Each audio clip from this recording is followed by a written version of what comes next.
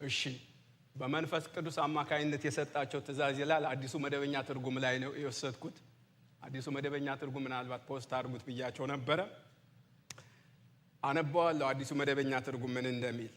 አሁን ያነበብኩላችሁ የድሮ ትርጉም ነው። አዲሱ መደበኛ ትርጉም ግን የክርስቶስ ነገር ያስቀጥልና ሌላውን ከኋላ ነው የሚጠቅሰው። ስለዚህ እንዲላል ቴዎፍሎስ ሆይ ኢየሱስ ለማድረግና ለማስተማር የጀመረውን ሁሉ ቀደም ባለው መጽሐፌን ጽፌልሃለሁ ይላል።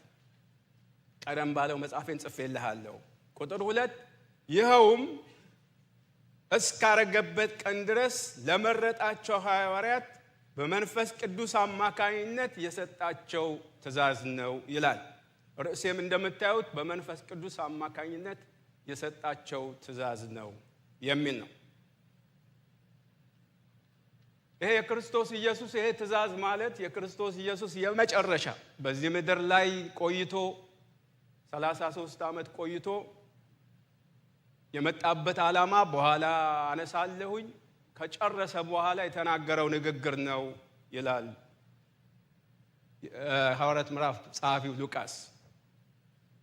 ሉቃስ በደንብ አጽንኦት ሰጥቶ መናገር የፈለገው ክርስቶስ ኢየሱስ ያደርገው ዘንድ የጀመረው ሥራ ያስተምረው ዘንድ የጀመረው ትምህርት እንደነበረ ነው ለቴዎፍሎስ ሊያሳየው የፈለገው። ለማድረግና ለማስተማር የጀመረውን ሥራ ቅጩን እርግጡን ልነግርህ ፈልጋለሁ ይላል። ጌታችን መድኃኒታችን ኢየሱስ ክርስቶስ ያደርገው ዘንድ የጀመረውን ሥራ አብ ሰጥቶት የመጣውን ሥራ ጨርሶ እንደሄደ መጽሐፍ ቅዱስ ይነግረናል። ግልጽ ነው።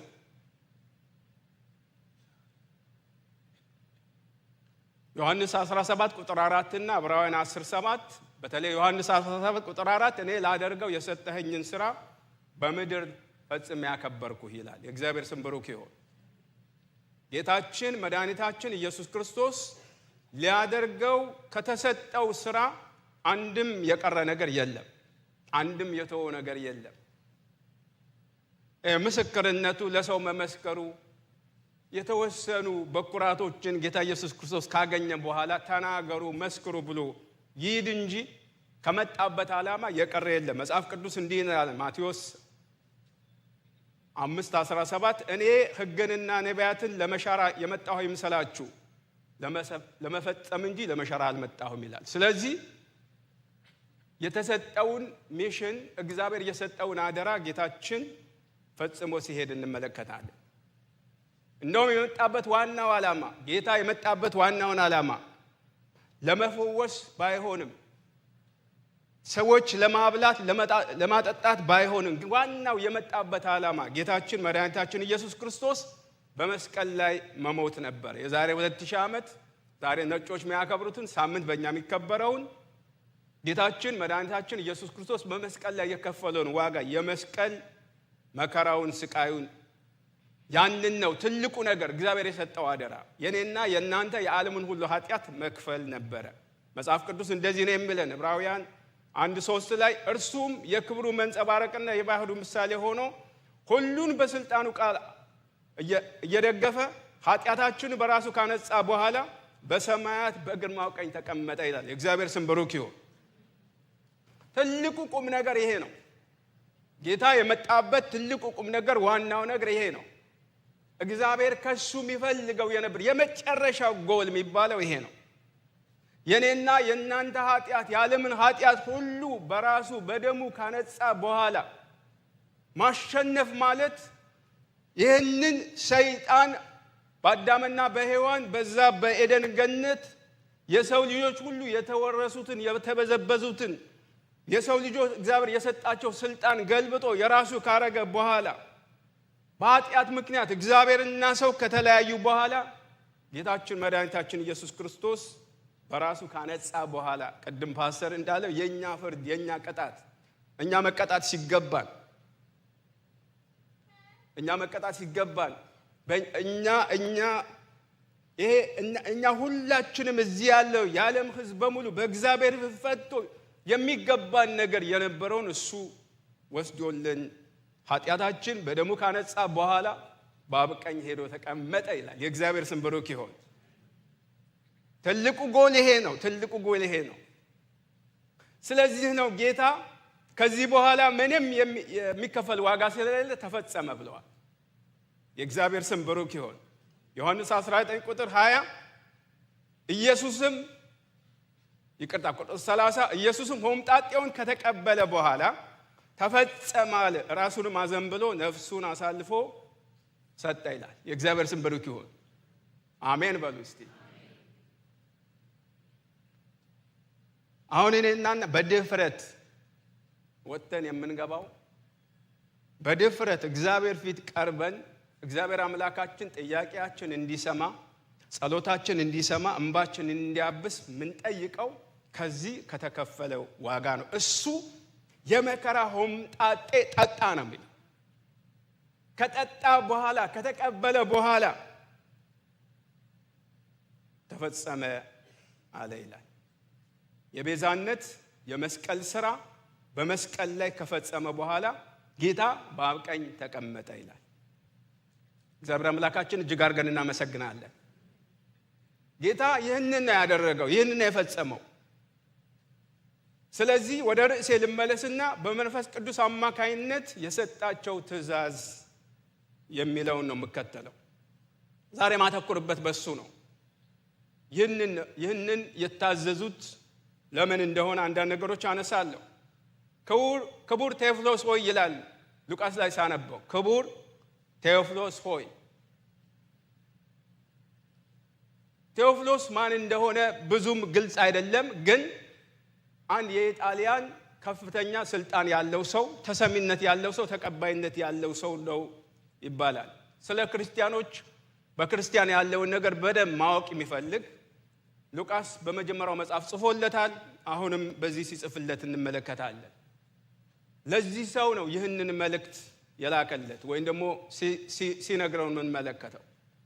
ቴዎፍሎስ የሚለው ስም በጣም የሚገርም ስም ነው። ቲዮ ማለት እግዚአብሔር ወይ ደግሞ ጋድ ወይ ደግሞ እግዚአብሔር ሲሆን ፊሎስ ማለት ጓደኛ ወይም ፍሬንድ ማለት ነው። በአጠቃላይ ቴዎፍሎስ ማለት ፍሬንድ ኦፍ ጋድ የእግዚአብሔር ጓደኛ፣ ላቭ ባይ ጋድ በእግዚአብሔር የሚወደድ፣ ላቪንግ ጋድ እግዚአብሔርን የሚወድ ብለው ይተረጉማሉ። ይሄ ማለት ለሁላችንንም ወደ ጌታ መተን በክርስቶስ ኢየሱስ ታጥበን ወደ ጌታ መተን እግዚአብሔር ምን ወድ ከሆነ ለሁላችንም የሚሰጥ ስም ነው ይላል። የእግዚአብሔር ጓደኛ፣ እግዚአብሔር የሚወድ፣ በእግዚአብሔር የተወደደ እንደሱ ነው። ሁላችንንም ይመለከተናል። የሚገርም ስም ነው ያለው። ሉቃስ አንድ እንዲያውቅለት የሚፈልገው ነገር አለ። ይህ ሰው እንዲያውቅለት የሚፈልገው ነገር አለ። አንድ ስራ በክርስቶስ ኢየሱስ የተጀመረና በክርስቶስ ኢየሱስ የተጀመረ ትምህርት እንዴት እንደሚቀጥል በማን እንደሚቀጥል ይነግረዋል ወይ ደግሞ ይጽፍለታል። ድርሻው የማን እንደሆነ ማን እንደሚያስቀጥለው እንዳልኳችሁ የቴዎፍሎስ ስልጣን ምን እንደሆነ አናቅም፣ አልተነገረንም። ግን ይህንን ሐሳብ እርግጡን ልነግርህ እፈልጋለሁ እንድታውቅ ባይን ሉቃስ ምዕራፍ 1 ላይ እንዳነብ ባይናቸው ያዩትን እንደመሰከሩት ነው የሚለው። ያንን ቁጥር 4 ላይ ያንን እርግጥ ነው ክርስቶስ ኢየሱስ የጀመረው ሥራ ያስተማረው ነገር እርግጥ ነው፣ ትክክል ነው። ስለዚህ የመረጣቸው ሐዋርያት በፊቱ አስቀምጦ እስካረገበት ቀን ድረስ በመንፈስ ቅዱስ የነገራቸውን ነገር እንድታውቅ እፈልጋለሁ ይለዋል። ጌታ ገና አገልግሎት ሲጀምር ነው ደቀ መዛሙርቱ ሁለት አድርጎ ዓለም ምን እንደሚመስል፣ የዓለም ተጽዕኖ ምን እንደሆነ፣ ስድቡ ምን እንደሆነ፣ ደስታው ምን እንደሆነ ልኳቸው ተበልሰው ሲመጡ ሪፖርት ሁሉ እንዲያደርጉለት እናነባለን።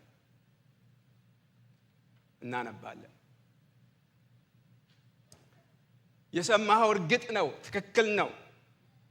ምንም ግድፈት የለበትም፣ ምንም ስተት የለበትም ብሎታል። እንዴት ደስ ይላል! አንድን ጉዳይ ነው ብሎ የሚመለከት ሰው፣ ተጽዕኖ ያለው ሰው፣ ያንን ጉዳይ አንሸራሸር የሚፈልግ ሰው ለዛ ሰው መንገር እንዴት ልባችሁን ያሞቀዋል! እንዴት ደስ ይላል! ያ ጉዳይ ተቀብሎ የኔ ጉዳይ ነው፣ ያንተ ጉዳይ ነው፣ ያንቺ ጉዳይ ነው ለሚል ሰው መንገር እንዴት ደስ ይላል! ሉቃስ የፈለገው ይህ ሰው ከሉቃስ ጋር ምን አይነት ግንኙነት እንዳላቸው ምንም የሚነግረን ነገር የለም። ግን ትክክለኛው ግን መረዳት እንዳለው እንደሚረዳ ይህ ሐሳብ መረዳት እንዳለበት ሲነግረው እንመለከታለን። በመጀመሪያ በሉቃስ መጽሐፍ ላይ የነገረው ነገር በደንብ የወሰደለት ስለሆነ የሐዋርያት ሥራም ወደሱ ሲጽፍ ነው የምንመለከተው።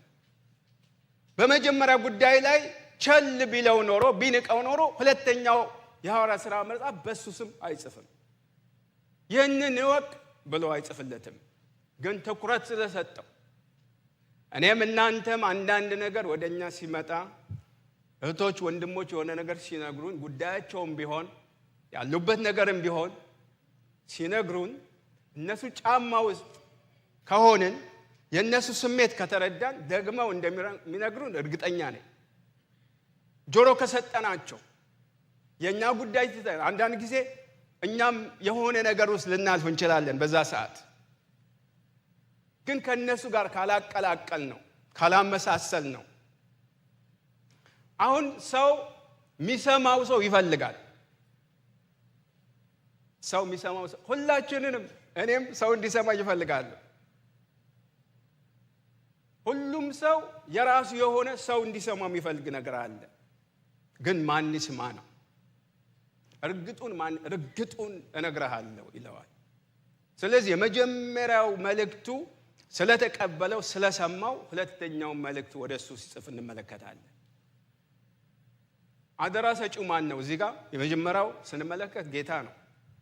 ጌታ ሊያደርግ የጀመረውን ሊያስተምረው የጀመረውን ነገር ምን እንደሆነ ለሐዋርያቱ በመንፈስ ቅዱስ አማካኝነት ካዘዛቸው በኋላ ይላል ሰብስቦ ከነገራቸው በኋላ በመንፈስ ቅዱስ።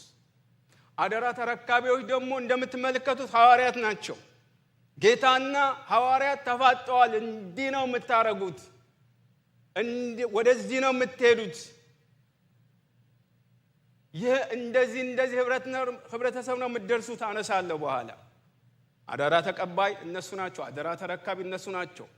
አንደኛው አደራ ሰጪ ጌታ ነው። ሁለተኛ አደራ ተረካቢ አደራች እነሱ ናቸው። ሶስተኛ አደራ አድራሽ ብቻ ሳይሆኑ አደራውስ የት ነው የሚያደርሱት ብትሉ አደራው ከነሱ ጀምሮ እኛ ጋር ደርሰዋል። እኛም አደራ ተቀባዮች ነን። አደራ ተቀባዮች ነን።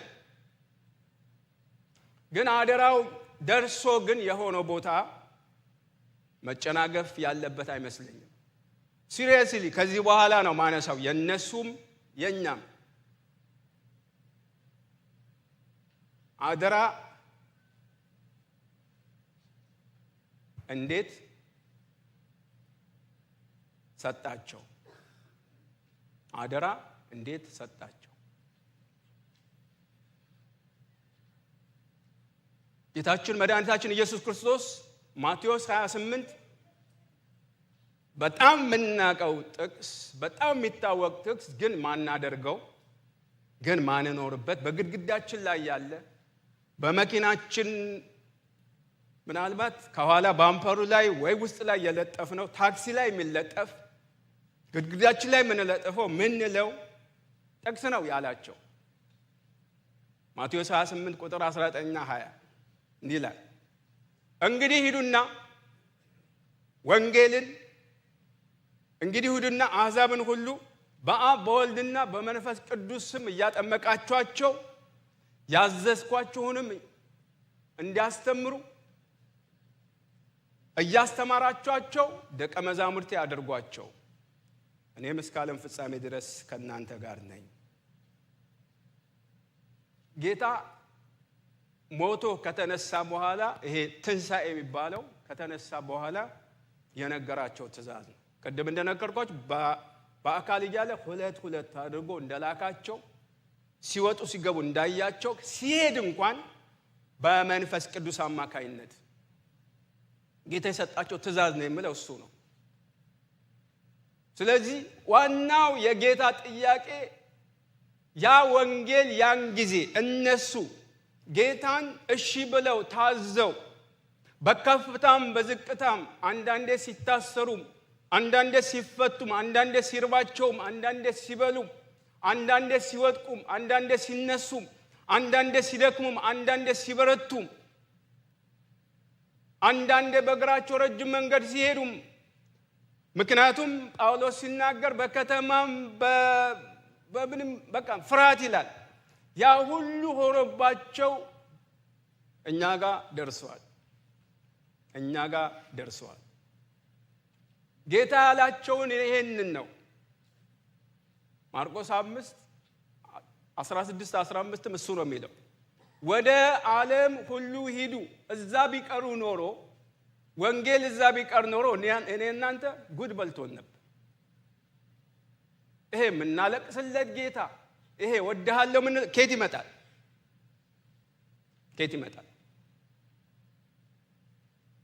ትልቁ ትእዛዝ ይሄ ነው። ይሄ ታላቁ ተልእኮ የሚባለው ያ ጌታችን መድኃኒታችን ኢየሱስ ክርስቶስ ወክ ያረገ በዛ በአንድ ኔሽን ብቻ በእስራኤል ብቻ የተወሰነውን በአካል ሲወጣ ሲገባ የነበረውን ጌታ ከሞተና ከተነሳ በኋላ የነገራቸው ኖ ወንጌል እዚህ ብቻ አይደለም፣ የመስራቹ ቃል እዚህ ብቻ አይደለም፣ ወደ ዓለም ሁሉ ነው፣ ወደ ህዝቦች ሁሉ ነው። ሞቶ ከተነሳ በኋላ ሰው ከሞተ በኋላ ምን አዲስ ዜና የሚባል ነገር አለ? ምን የመስራች የሚባል ነገር አለ? የኢየሱስ ሞት ግን ልዩ ነበር። እግዚአብሔር ይመስገን። የጌታ ሞት ልዩ ነው። ሞቶ አልቀረማ፣ ተነስቷል። ኢየሱስ ተነስቷል። ሃሌሉያ! ተነስቷል። ከዚህ በላይ የምስራች፣ ከዚህ በላይ አዲስ ዜና፣ ከዚህ በላይ ልብ የሚያሞቅ ነገር ምን አለ? ጌታ ኢየሱስ ክርስቶስ ህይወት የሚሰጥ ነው። የህይወት ጌታ ነው። ምክንያቱም እሱ ራሱ እንደዚህ ብለዋል። ዮሐንስ 11:25 ኢየሱስም ትንሣኤና ህይወት እኔ ነኝ፣ የሚያምንብኝ ቢሞት እንኳን ሕያው ይሆናል። ቅድም ልጆች የተናገሩት ጥቅስ ቢሞት እንኳን ሕይወት ያገኛል። አዋጁ ይሄ ነው። ኢየሱስ ያድናል ማለት ነው። ኢየሱስ ከሞት ተነስቷል ማለት ነው። ሞት ሊይዘው አልቻለም። ኢየሱስ ያድናል ማለት ነው። ይህንን መልእክት ይህንን ዜና የማይነካው ሀገር የማይለውጠው ወገን የሰው ቋንቋ የለም። ተግዳሮቶች ሊኖሩ ይችላሉ፣ ችግሮች ሊኖሩ ይችላሉ። ግን ይህንን ዜና ይህንን የምስራች የማይነካው የሰው ወገን ሀገር የለም። ድንበር የለሽ ዓለም አቀፋዊ ተልእኮ በመንፈስ ቅዱስ የተሰጠ ስለሆነ እግዚአብሔር ይመስገን። በምድን ያዘዛቸው በመንፈስ ቅዱስ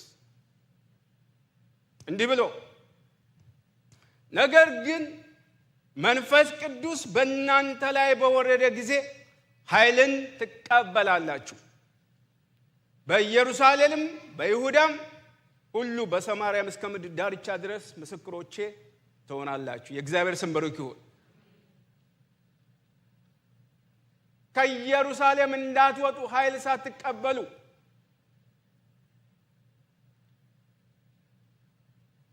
የመጀመሪያው ጥሪ የተቀበሉ እነዚህ ሐዋርያት በመንፈስ ቅዱስ አማካይነት በአገልግሎታቸው ትልቁ ምዕራፍ ትልቁ መንገድ እንዲሄዱ የረዳቸው መንፈስ ቅዱስ ነው። ስሙ ለዘላለም ብሩክ ይሁን። የእግዚአብሔር መንፈስ ቅዱስ እንደ ተነገረው የተስፋ ቃል ጌታ እንደ ተናገረው በወንጌል በሉት በኢዩኤል በሉት ጌታ ከመሄዱ በፊት ቅድም እንደነገርኳችሁ ጌታ እንደ ተስፋ ቃሉ በሐዋርያት ሥራ ምዕራፍ 2 ከመጣ በኋላ በዚሁ ክፍል ብቻ የሚገርማችሁ ለመጀመሪያ ጊዜ ክርስቶስ ኢየሱስ በአደባባይ ነው የተሰበከው። ስሙ ለዘላለም ይባረክ። እሱ ብቻ አይደለም፣ ለመጀመሪያ ጊዜ ክርስቶስ በመንፈስ ቅዱስ አማካይነት ሲሰበክ 3000 ነፍስ ተጨመሩ ይላል። እግዚአብሔር ስሙ ይባረክ።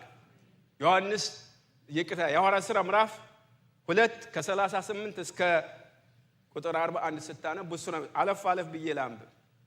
ቁጥር 38 የሐዋርያት ሥራ ምዕራፍ 2 ጴጥሮስም ንስሐ ግቡ እንዴ ማይቻልበት ጊዜ እኮ ነው።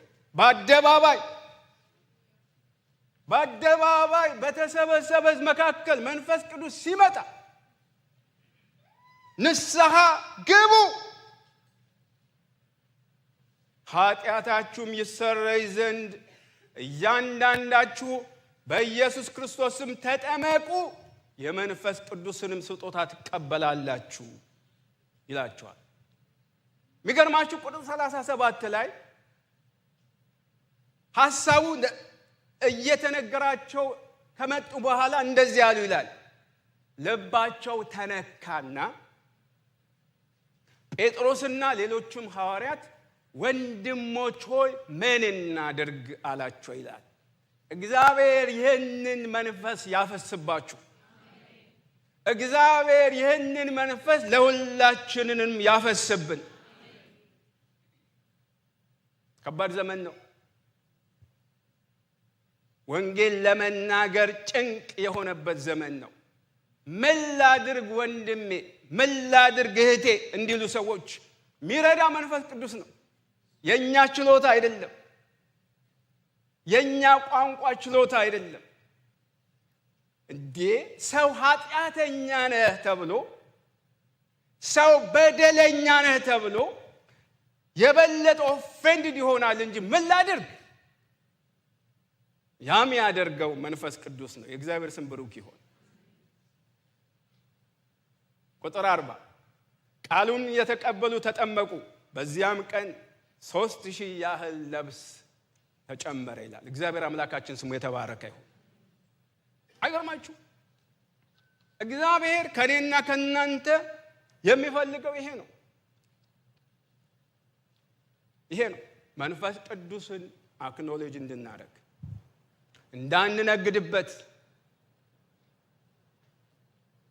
እንዳንነግድበት የማይሰራው ለዛ ነው።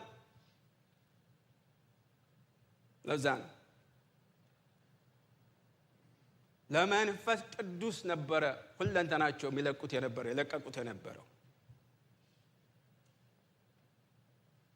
መንፈስ ቅዱስ ባይመጣ ወንጌል መስበክ፣ ቤተክርስቲያን መትከል የሚባል ነገር አይኖርም። ትልቁ ድርሻ የወሰደው መንፈስ ቅዱስ ነው። እግዚአብሔር ይመስገን፣ ክብር ለስሙ ይሁን። በመንፈስ ቅዱስ አማካኝነት የተሰጣቸው ትእዛዝ ደስ አይልም? የሆነ ካፒታል ስላለ ሰው ስላለ አይደለም። በጣም የምንተማመንባቸው በጣም ብዙ ሲስተሞች አሉ በዚህ ዘመን። ጥሩ እኮ ናቸው። ሲስተም መጥፎ ነው ማለት አይደለም። ለህይወታችን እንኳን ለኑሮአችን እንኳን ለየትኛውም ነገር ክርስቲያን መደገፍ ያለበት በመንፈስ ቅዱስ ብቻ ነው። በመንፈስ ቅዱስ ብቻ ነው። ምክንያቱም እሱ ነው የሚያቀልን። ትእዛዝ ሰጪ አለ፣ ትእዛዝ ተቀባይ አለ። ትእዛዝ ተቀበሉ፣ ትእዛዝ ሰጣቸው ጌታ። የተሰጣቸው ትእዛዝ እንዴት ነው ያደረጉት? ምን አረጉ? ሁለት ነገሮች አነሳለሁ። እንዳልተርክ ጊዜ ያጥረኛል እንዳለ ሁለት ሰዎች አነሳለሁ። ጴጥሮስ መጀመሪያ ጌታ እንደዚህ ያለው ለጴጥሮስ በዮሐንስ 21:18 እንደዚህ ያለ፣ እውነት እውነት እልሃለሁ አንተ ጎልማሳ ሳለህ ወገብህን በገዛ ራስህ ታጥቀህ ወደምትወደው ትሄድ ነበር። ነገር ግን በሸመገልክ ጊዜ እጅን ትዘረጋለህ፣ ሌላውም ያስታጥቀሃል፣ ወደ ማትወደው ይወስዱሃል ይለዋል ጌታ። ጴጥሮስ በአገልግሎቱ መጨረሻ እንዴት እንደሚጨርስ እንዴት እንደሚሞት እየነገረው ነው። ደስ የሚል አይደለም። ደስ የሚል አይደለም። በሰው አእምሮ፣ በእኔ አእምሮ፣ በእናንተ አእምሮ አንዳንድ አሁን እኛ በተለይ እንደዚህ ቢለን እኔ ከዛን ቀን ጀምሮ የምናቆም ይመስለኛል። ከባድ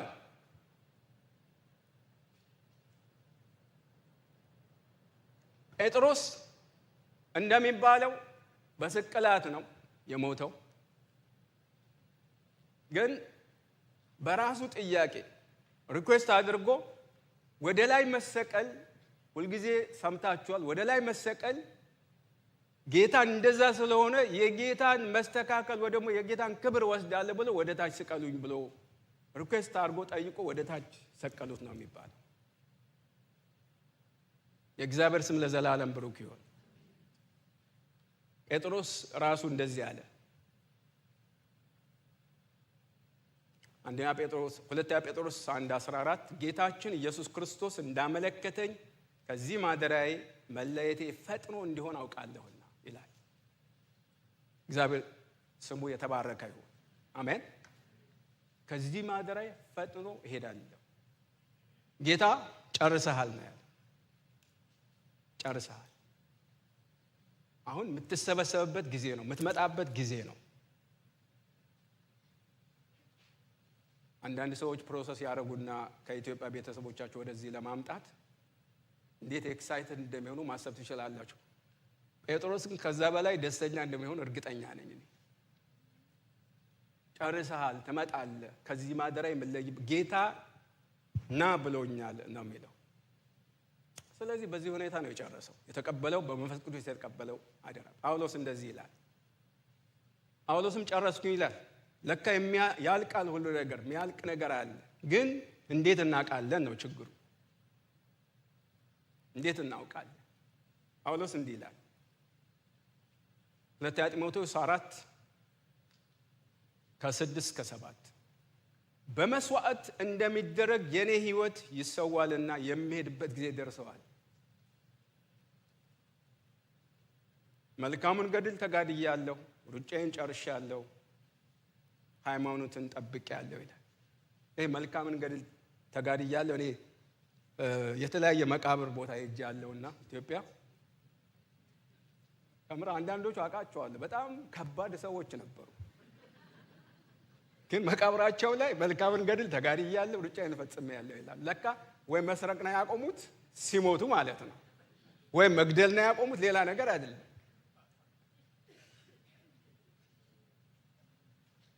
እንዲህ ነው የጨረሱት። እግዚአብሔር ይመስገን።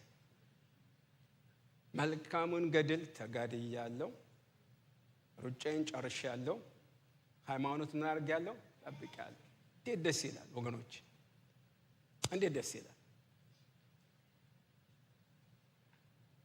ምንድነው የሚያሳየን? እግዚአብሔር ማለት ጌታችን መድኃኒታችን ኢየሱስ በመንፈስ ቅዱስ ያዘዛቸው ትእዛዝ፣ የሰጣቸው ትእዛዝ ሲፈጽሙ ነው የምናየው፣ ሲያከናውኑ ነው የምናየው። እንደ ሰው ድካም የለባቸው ይኖራል። እንደ ሰው አይደክሙም፣ እንደ ሰው አያዝኑም፣ ያዝናሉ። ግን ጨርሰናል እያሉ ነው። ጨርሳችኋል እያለ ነው ጌታ። ስሙ ይባረክ። ጨርሳችኋል፣ ጨርሰሃል። ጌታ አመልክቶኛል ከዚህ ከሚያስቸግረው ድንኳን። አቤት ይሄ ድንኳን! አቤት ይሄ ድንኳን! ይሄ እኔ ያለበስኩት ድንኳን! መከራው፣ ስቃዩ፣ ህመሙ፣ ረሃቡ፣ ጥማቱ፣ ውርደቱ ድንኳን አለው ጴጥሮስ ከዚህ ማደሪያ። ስለዚህ የጌታን አሳየኋችሁ። ጌታ ያለውን ያደረገውን አንድም እንዳልቀረ የሐዋርያትን አሳየኋችሁ፣ ያረጉትን በጥቂቱ። እኛ ምን እናርግ? ጭንቁ አሁን እዚህ ጋር ነው። ጳውሎስ እንዲያረገ፣ ጴጥሮስ እንዲያረገ፣ ጌታን እንዲያረገ ይቻላል እንላለን፣ ይባላል። ግን በእኛ ህይወት ተግባራዊ አይደለም።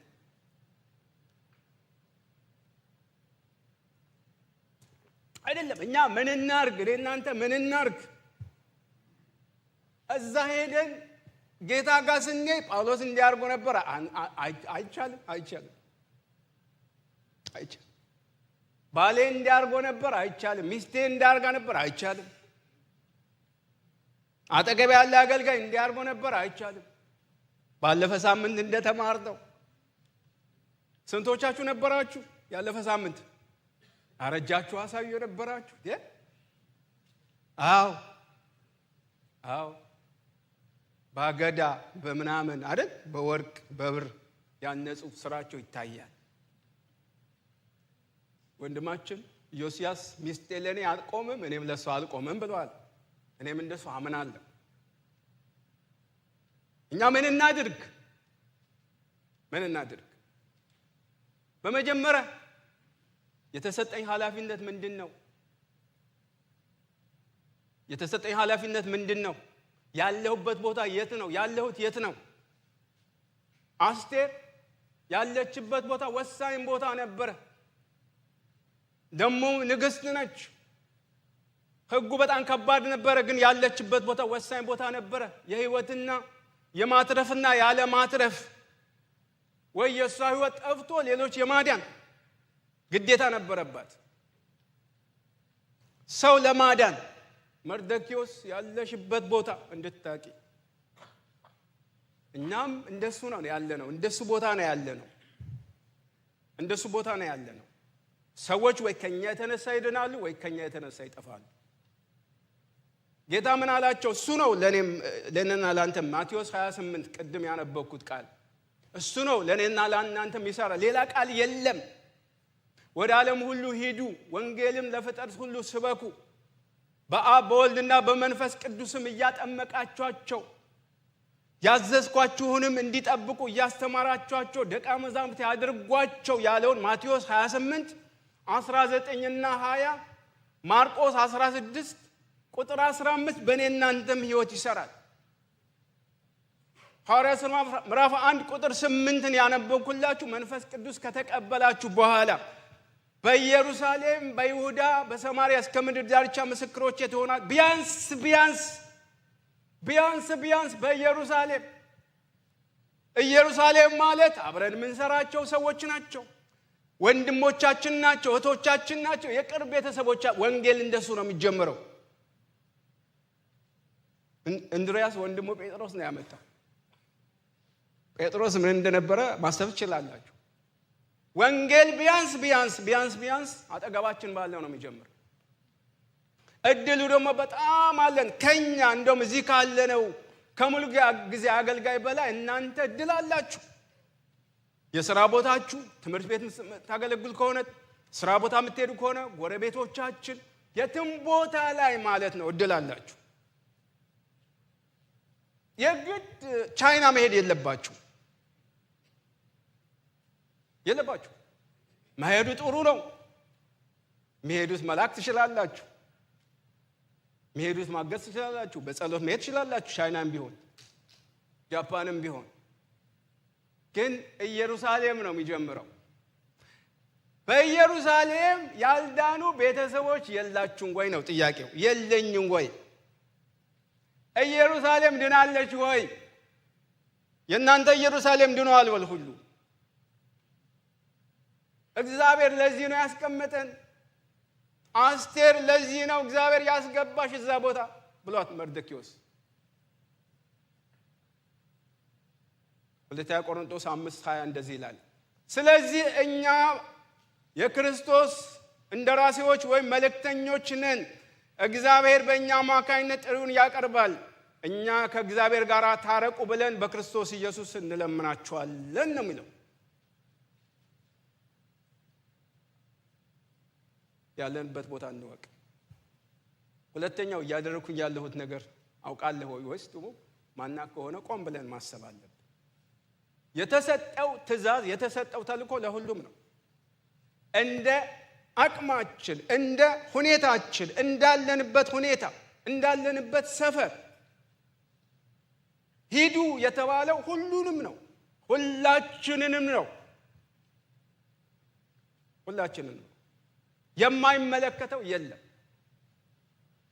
የማይመለከተው የለም። ኢሳይያስ 52 ቁጥር 7 እና ናሆም 1:15 እንዲህ ይላል፣ የምስራች የሚናገር ሰላምንም የሚያወራ መልካምን የምስራች የሚናገር መድኃኒትን የሚያወራ ጽዮን አምላክሽ ነግሷል የሚል ሰው እግሩ በተራሮች ላይ ያማረ ነው። እግሮቻችሁ እንዲያምር ትፈልጋላችሁ? እግሬን እንዲያምር ፈልጋለሁ። ወንጌል መናገር ነው። የእግዚአብሔር ስም ብሩክ ይሁን። የምስራቹ ቃል መናገር ነው።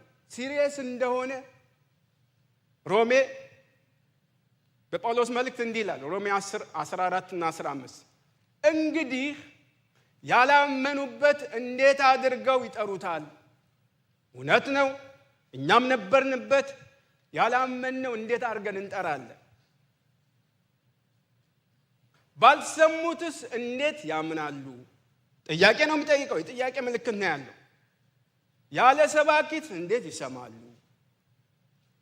አያችሁ ይልና መልካሙን የምስራች የሚያወሩ እግሮቻቸው እንዴት ያማሩ ናቸው ተብሎ እንደተጻፈ ካልተላኩ እንዴት ይሰብካሉ? ለኢየሩሳሌም ሁላችንም ተልከናል ወገኖቼ። ቀርባችን ላሉት ሁላችንም አንደበት አለን። ሁላችንንም በተለይ ህይወታችን ዋና ነገር ክርስትና 67ኛው መጽሐፍ የሰው ህይወት ነው። የኔ እናንተ ህይወት ነው።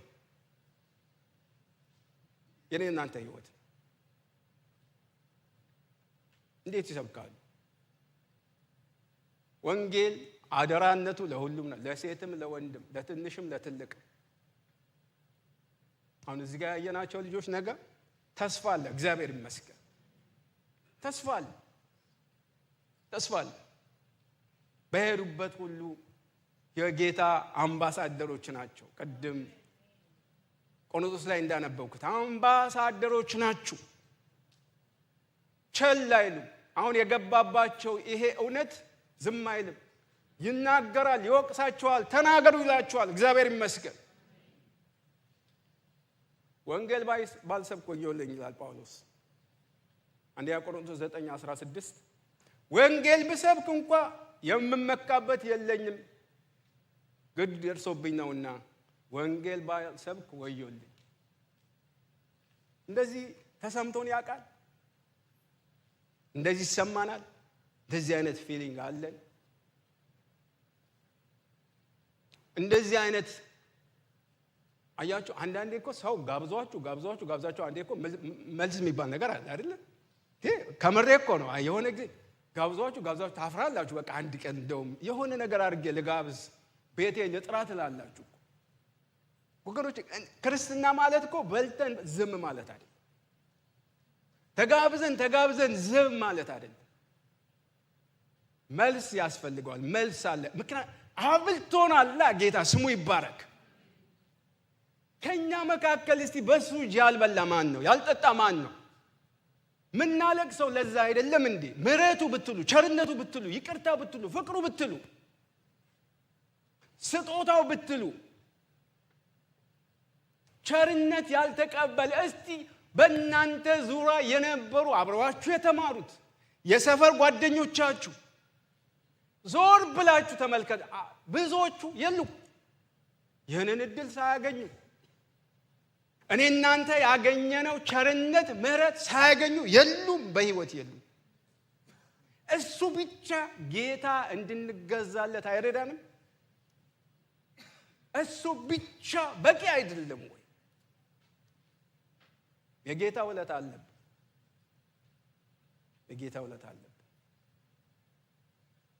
ሁለት ጥቅስ ላንብብላችሁ። በጣም የሚከብዱኝ ጥቅሶች።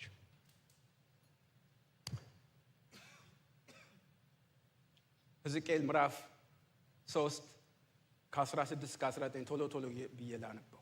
ሕዝቅኤል ምዕራፍ 3 ቁጥር 16 እስከ 19 እንዲህ ይላል። ከሰባቱም ቀን በኋላ የእግዚአብሔር ቃል ወደ እኔ እንዲህ ሲል መጣ። የሰው ልጅ ሆይ ለእስራኤል ቤት ጠባቂ አድርጌሃለሁ። ስለዚህ የአፌን ቃል ስማ፣ ከእኔም ዘንድ አስጠንቅቃቸው። እኔ ኃጢአተኛውን በርግጥ ትሞታለህ ባልኩት ጊዜ አንተም ባታስጠነቅቀው ነፍሱን እንድትድል ከክፉ መንገዱ ይመለስ ዘንድ ለኃጢአተኛው አስጠንቅቀህ ባትነግረው የኃጢአተኛ በኃጢአቱ ይሞታል፣ ደሙን ግን ከእጅህ እፈልጋለሁ። ቆም ብለን እናስብ። ደሙ ከማ ይፈልጋል? እኛ። እህታችን ፈርተናት፣ ወንድማችን ፈርተነው፣ እናታችን ፈርተን አናክብር ማለት አይደለም። ይቅርታ አድርጉልኝ። አንዳንዴ ያበላሸናቸው በጣም ብዙ ነገሮች አሉ። ሲኦል ትገባለህ፣ ትቃጠላለህ። እንደሱም አይደለም። እሱ አይደል ጥበብ አለ። ህይወታችን ማስተማር አለበት ብያቸዋለሁ። ጌታም ሲኦል ትገባለህ አላለም። ወዳውኑ እንደሱ አላለም። በጥበብ አስተምሮ ዞምቢ ካለ በቼስ ይነገረዋል። ቁጥር 19 ነገር ግን አንተ ኃጢአተኛውን ብታስጠነቅቅ እርሱን ከኃጢአቱና ከክፋት መንገዱ ባይመለስ በኃጢአቱ ይሞታል፣ አንተ ግን ነፍስህን ታድናለህ። ይሄ ከኛ መካከል ይቅርታ አድርጉልኝ ማይመለከተው አንድም ሰው የለም። አንዳችንም አይመለከተንም። ልክ ነው። ወንጌል ቀዝቅዟል፣ ደብዛው ጠፍቷል። የሚነገረው ሌላ ነው። ሰዎች ይመጣሉ፣ ያገለግላሉ። አንድ ነገር ጠፍቷል። አቴንሽናችን ሌላ ነገር ይዞታል። እኛም በቃ ጠፍቶብናል። ይጸልያል የሆነ ጸሎት በቃ ስለ ነፍሳትና ግን ውጡ ስንል አንድ ሰው የለም። ተከትሎን የሚወጣ አንድ ሰው የለም። በዚህ ሁሉ ምእምን 8 ቢሊዮን ምናምን ህዝብ አለ ይባላል። ከ8 ቢሊዮን ወይ ከ7 ቢሊዮን በሉት። ለዛ ለ7 ቢሊዮን 1 ቢሊዮን እንኳን አገልጋይ ቢመደብ በቂ አይደለም። አሁን 5 ምናምን ሆነን በቃ የሆነ እንወጣለን። የት እንደርሳለን? ምሳሌ 24:11 ወደ ሞት የሚነዱትን ታደግ፣ ሊታረዱ የተወሰኑትን አድን ይላል። ቄራ አዲስ አበባ ለቅርጫ ለምናምን በሬ ሲነዳ አይታችኋል? እስኪ ያየ ሰው በቃ ብዙዎቻችሁ የአዲስ አበባ ሰው አይደላችሁ ማለት ነው። አይደላችሁ።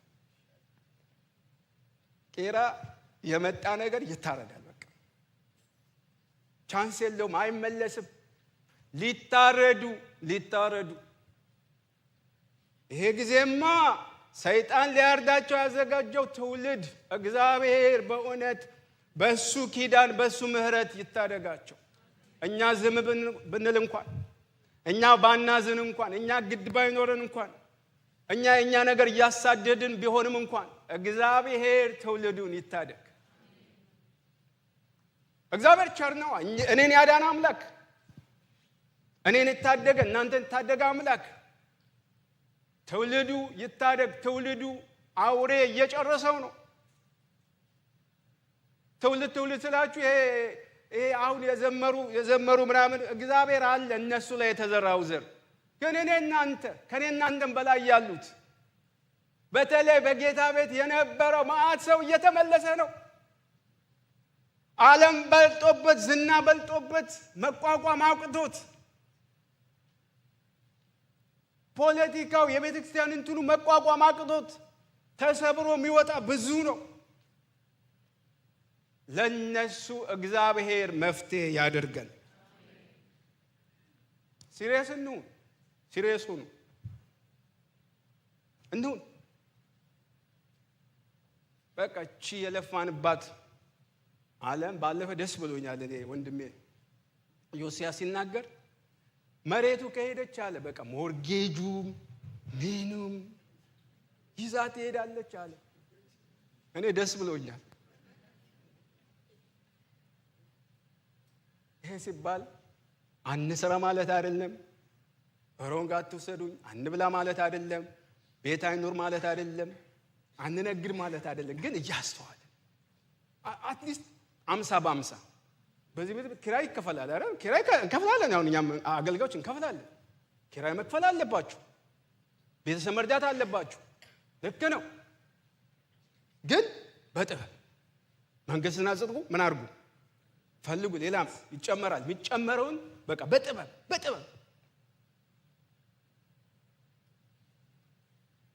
እስኪ እናስቡላችሁ።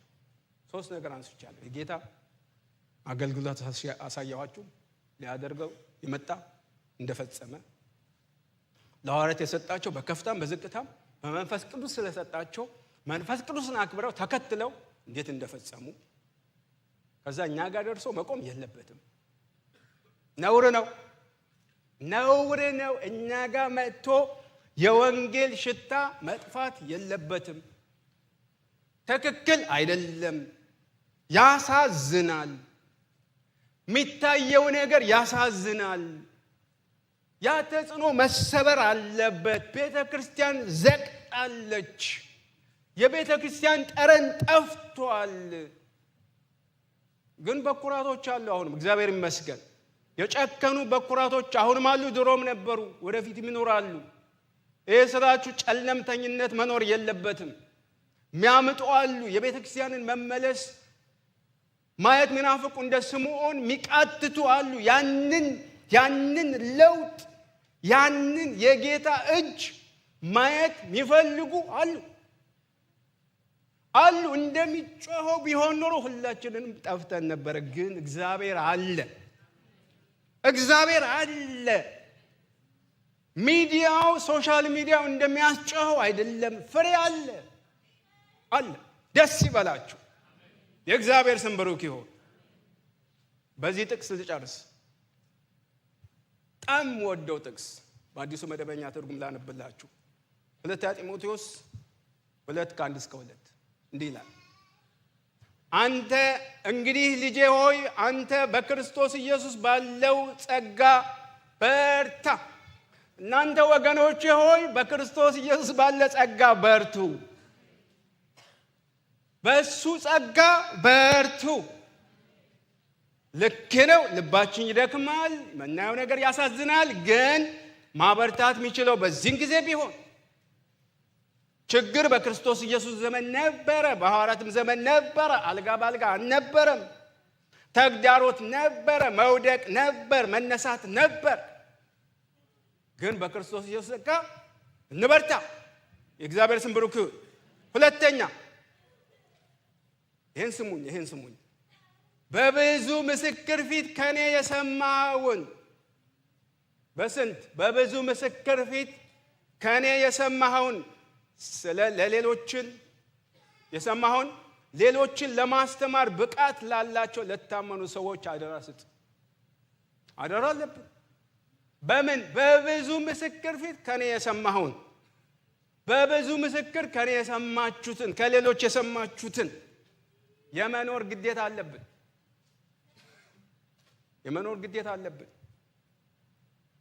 የመኖር ግዴታ አለብን።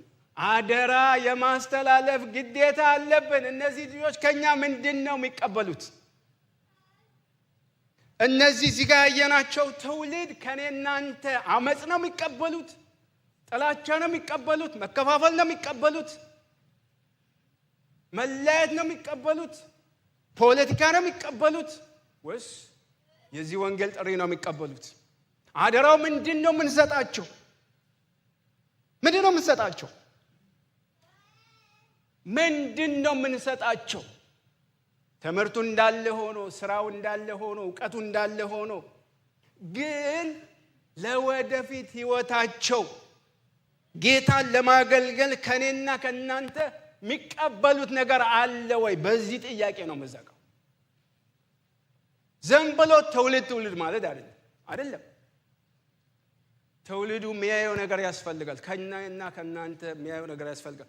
እኔ የነበርኩበት ትውልድ ያየሁት በጥቂቱ እግዚአብሔር መፍራት ነው። ሌላ ምንም አላየሁም። ሰው ማክበር፣ እግዚአብሔር መፍራት ነበር። ግን ጌታን አላየሁም። ጌታ ያየሁበት ትውልድ አልነበረም።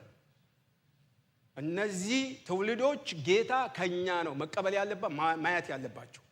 እኛ ያልሰጠናቸው አይ ነው እግዚአብሔር እንደሚረዳቸው እኔ 100% እርግጠኛ ነኝ። እኔን ያዳነ እኔን የረዳ እግዚአብሔር እነሱ በፍጹም አይተዋቸው። ስሙ ለዘላለም ብሩክ ይሁን። እንዲህ ምላችሁ እዚህ ጋር ስለነበሩ ነው። እንደው እያወጅኩባችሁ ነው። ጌታ ስሙ ይባረክ። እየተናገርኩባቸው ያው ወደዚህ አይደል ሄዱት። እግዚአብሔር ይመስገን። ምንድነው እስቲ የምታስቡት? እየሰራንም እየወጣንም እየገባንም ከሆነ እያገለገልንም ከሆነ ጌታ ፊት ስንቀርብ አንተ ታማኝ ባሪያ ዓለም ከተፈጠረ ጊዜ ጀምሮ የተዘጋጀልህን ውሰዱ ይለናል ወይስ አላውቃችሁም? በጣም ከባዱ ፓርት ይሄ ነው። ከባዱ ፓርት ከባዱ ክፍል ይሄ ነው በህይወታችን።